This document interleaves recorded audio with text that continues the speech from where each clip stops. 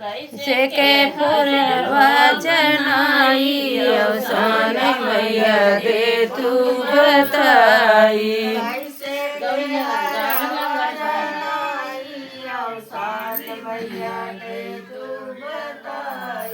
धनवा के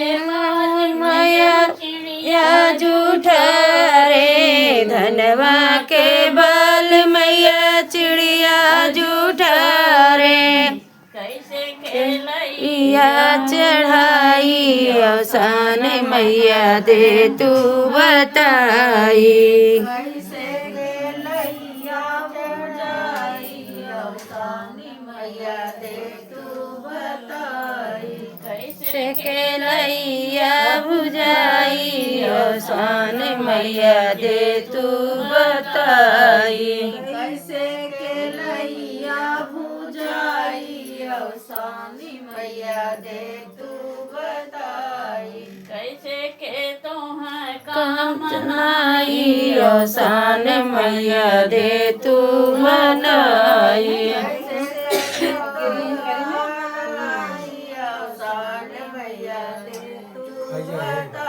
सबसे पहले पूजा तोहर हो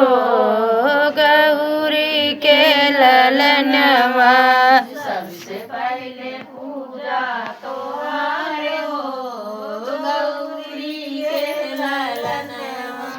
सबसे पहले पूजा तोहर हो गौरी के ललनवा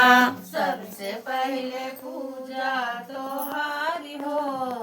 गौरी के ललनवा ब्रह्मा से पहले विष्णु से पहले ब्रह्मा से पहले विष्णु से पहले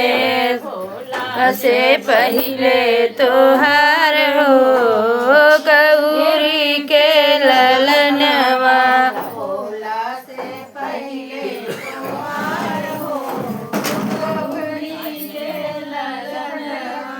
भोला से पहले तोहार हो गौरी के ललनवा भोला से पहले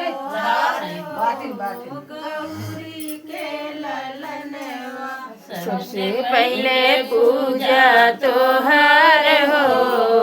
गौरी के ललनवा सबसे पहले पूजा तोहार हो गौरी के ललनवा रामा से पहले लक्ष्मण से पहले राम से पहले लक्ष्मण से पहले तोहार हो गौरी के ललनवा से पहले तोहार हो गौरी के ललनवा से पहले तोहार हो गौरी के ललनवा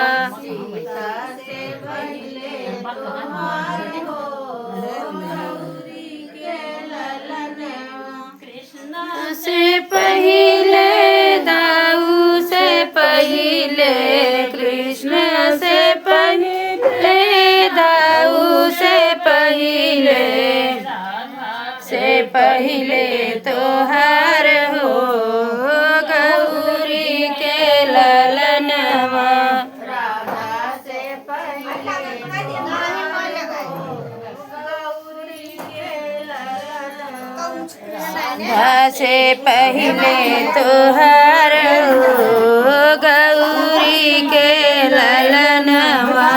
राधा से पहले कौन